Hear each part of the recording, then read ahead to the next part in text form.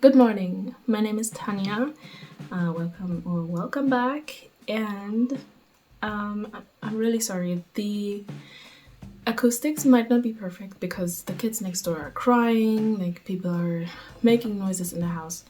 Also, I have like so many stripes on me right now. It's the sound. Whatever. Okay. I'm doing the mid-year freakout tag for writers, which you probably know that in the booktube space there is such a thing as a mid-year freakout tag for like readers.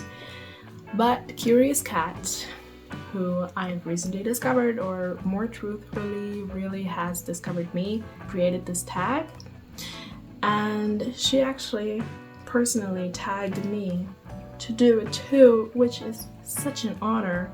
Okay, let me just tell you a little bit. She is a French booktuber slash author tuber, like she does both, and her channel is in English. She also has some travel vlogs around like some European countries, as far as I can tell. So it's a really good mix on her channel, and she does a lot of fun tags and challenges as well.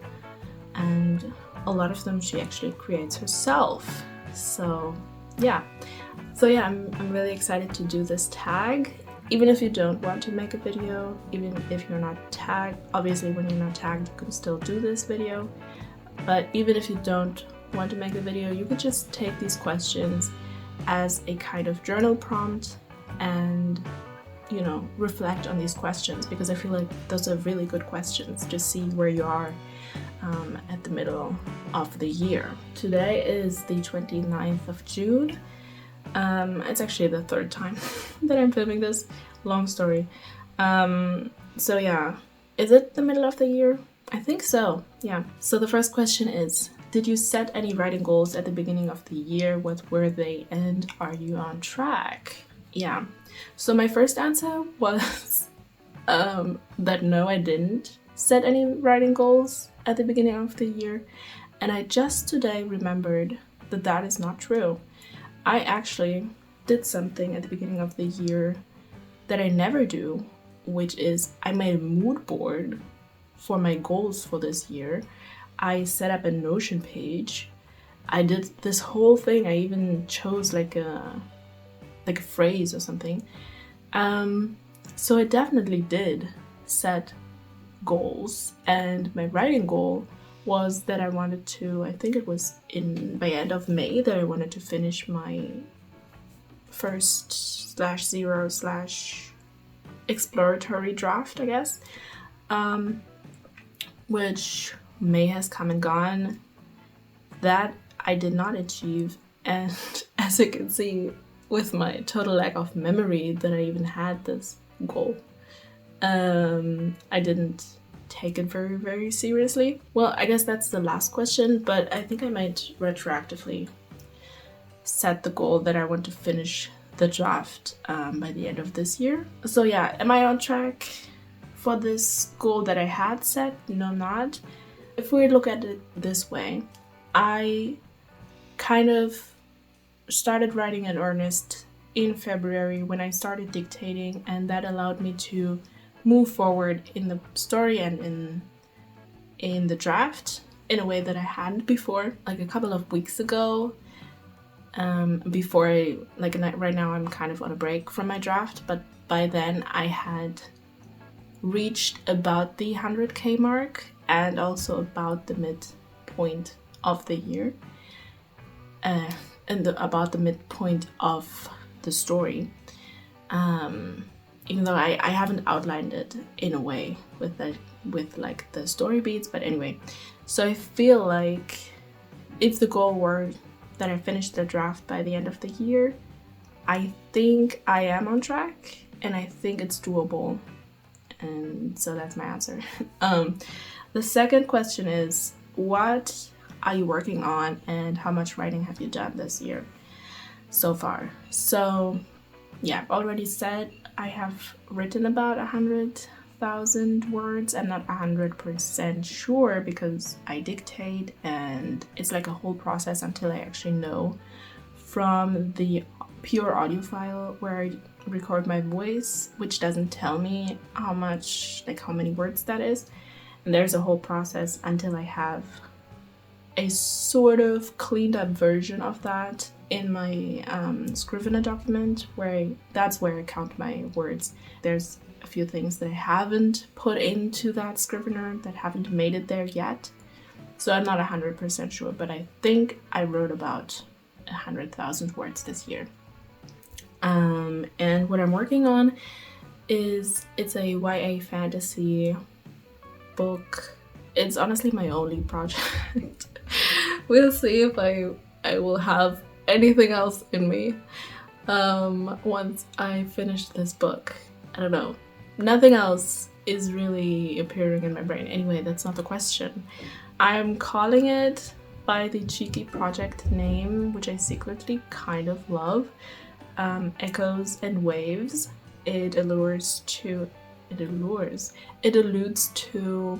for one, Six of Crows, Shadow and Bone. It's a whole thing. It had a big impact in the development of this story, and also it alludes to the world building and some themes, you know. So that's the project title. It's kind of a okay, so I said before that I kind of have an issue with pitching my story because it feels like I'm setting myself up for failure in the eyes of other people. But by now I've kind of practiced a little bit. I might talk about my project more from now on. We'll see. So it's a adventure heist story. It has an emotional core of family, family too in a way, but found family and friendship. It's set in a kind of gas lamp / steampunky world, but really it's not about the steam. The machines work with reanimated bones. There are a lot of canals and oceans. There are magical creatures of mist. There's somewhat ancient. What am I talking? Ancient too. Somewhat sentient music. Oh my god, what is happening?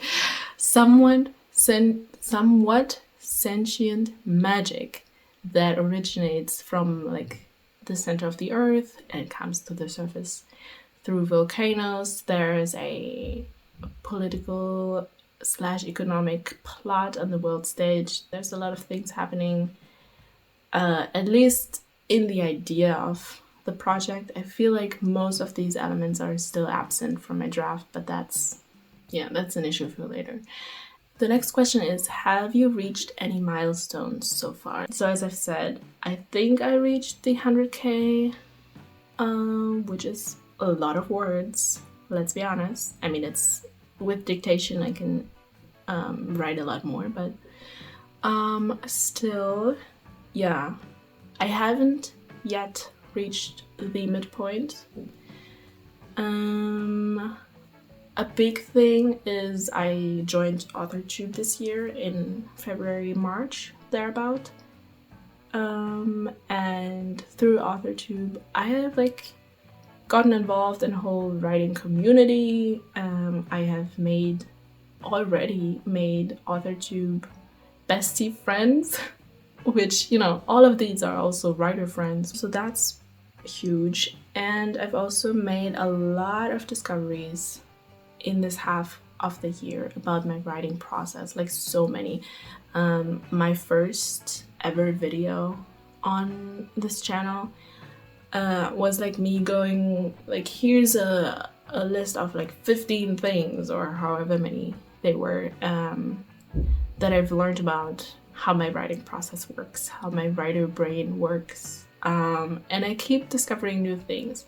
So yeah, just this whole process of me learning about myself in this way is also, I feel a big milestone, even though it's not finished, I guess, but yeah. So I feel a lot actually has happened. in these 6 months, which is kind of wild to think about. Yeah, the next question is, do you have a writing routine? What is it? Do you like it? Would you like to change it, essentially? Yeah, I don't know. I don't really have a writing routine. The only thing that I could say is that while drafting right now, I'm kind of on a break from my draft, and I'm taking things I'm kind of going with the flow in terms of routines and stuff like that. But when I get back to drafting, which I'm hoping in like maybe 2 weeks, I will be locked in again. I'm allowing myself about 2 more weeks where I'm like doing other things to develop my understanding of my story, of my world, all of these things. And then I would like to get back to loosely the routine is that I try writing like as early as I can in the day, so that I don't get derailed throughout the day and then at the end don't ever get to it. That essentially looks like me walking around in my room with my phone in my hand, recording. On some days I would do the transcript cleanup stuff, so the words actually end up in the Scrivener doc. I would like to semi-regularly go outside to dictate, which I imagine I can't do, or would be harder to do in the winter, where at least I would need gloves because your hands freeze when you have them out the whole time. Anyway, the next question is, have you discovered any good writing resources? So before I started this draft, I would do so much studying, books, podcasts, YouTube, courses, I think, conferences, everything. I just absorbed so much, honestly too much, because it turned out it was kind of hindering me. And so with this draft, this iteration of the story, I've gone cold turkey. I don't do any of it. I haven't sought out any resources this year, but I have very recently watched 2 videos by Mick Wrights, which I will also link in the description, because I highly recommend checking those out. Those are kind of plot breakdowns of the first book in the Shadow and Bone series. I am a big fan of the Grishaverse. The first book is not my favorite, but I love the series as a whole. It's a universe. I just finished the last book in the King of Scars duology. That's not what this is about. I was just intrigued to watch these plot breakdowns because I was like, ooh, fun, yes, let's nerd out about the story that I love.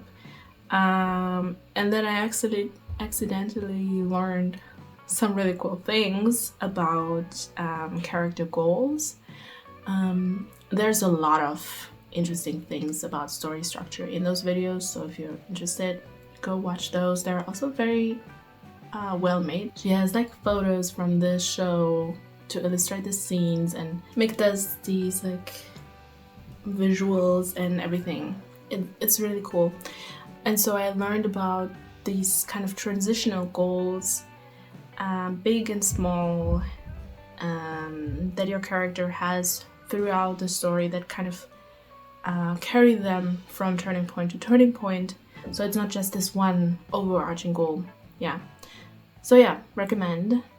If you write to a playlist or to music, what are your go-to songs to get you into writing mode? So when I was writing by typing, I definitely needed music to write, to focus. Like, I very, very often have music on when I do focused work on my laptop, that kind of thing, and I would just use the same music for whatever focused work I was doing, writing or not. For one, it is Shadow and Bone again.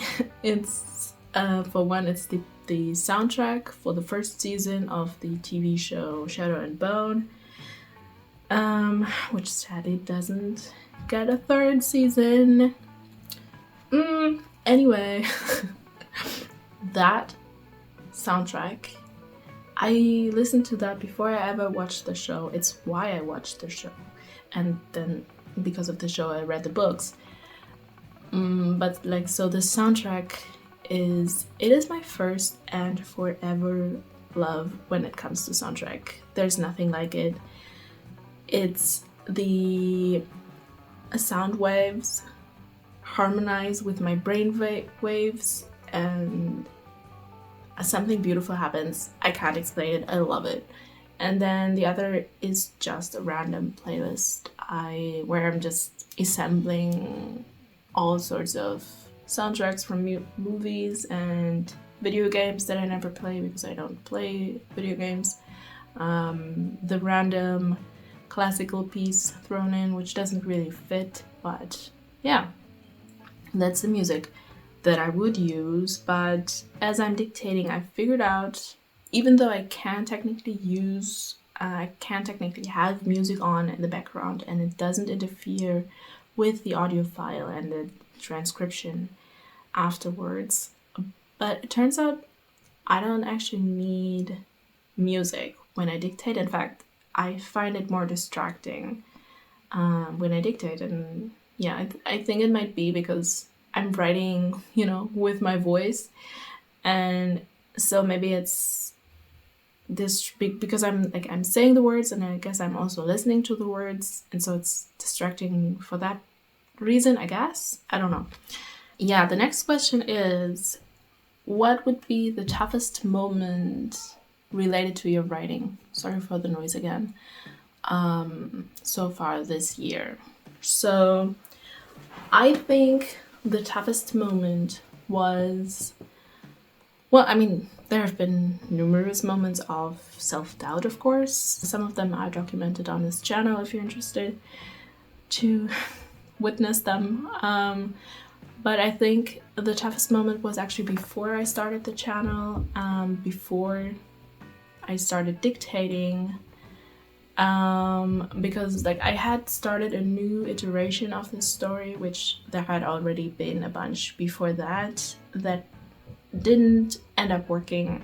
I'm actually working on a video where I'm breaking down the whole process of how my story idea developed from the first kernel and had like gone through all of these stages and everything. It's really fun. So yeah, I had started this new draft, this new iteration of the story, which I felt like for once it actually worked.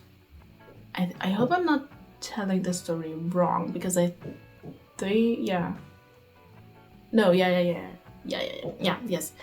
I felt like I had a story for once that would actually work, but the drafting was still such a pain. I was so slow, and I was writing, it was like, oh my god, insufferable. It was a lot of navel gazing and thinking and exploring the setting and all of the stuff that isn't interesting and doesn't move the story forward. And so I had this whole idea of what I wanted to happen in the story, but I couldn't get past the the first few plot points that I wanted to happen. And so yeah, I definitely had the moment where I was like, can I even write this book? Will this ever happen if I can't move forward?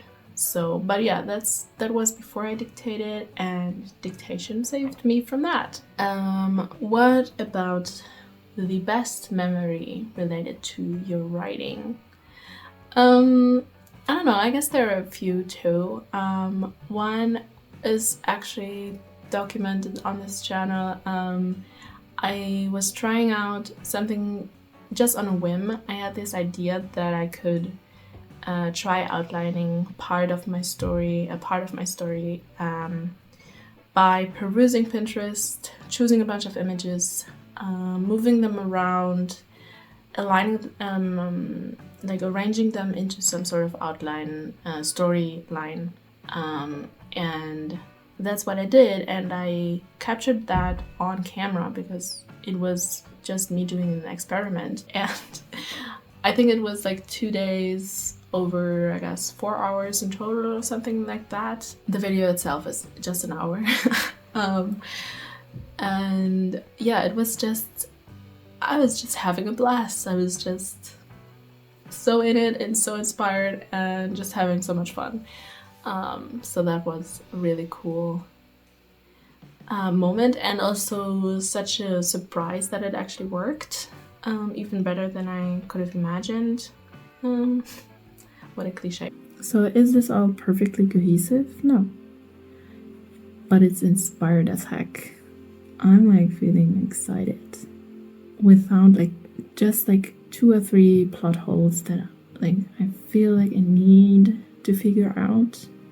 I don't know yet if this is the end, or like I'm kind of thinking there's more to come, but maybe that is more like a second novel. Even though I don't know how exactly we're going from here to here, like why we're doing this, what is this? How is this motivated? How does that happen? But it feels like a bookend to a story, kind of. Like this feels like a cliffhanger. Kind of, we almost succeeded, but anyway. So the next question is something important that you've learned or advice for your future self. That can be to the craft, or just in general, more so to your writing process. I would say 2 things. For one, I learned that I need a lot more freedom and a lot less notes to follow than I thought in the beginning. Like before this draft, I was doing way too much planning and just getting lost in it, and it did not help. I feel like my brain isn't good at retaining all of this information, holding it in my mind while I write. So it doesn't really make that much sense to define all of these character traits and all of these details about the story and whatnot when I can't remember and put that in the draft as I'm writing anyway. Now what I'm doing is more so kind of loosely headlights writing. I mean, the last time that I outlined, I pretty much outlined until the end of the story, probably. Also, it's quite loose. So there's this wiggle room, which it turns out is really helpful for me actually. And I've also learned,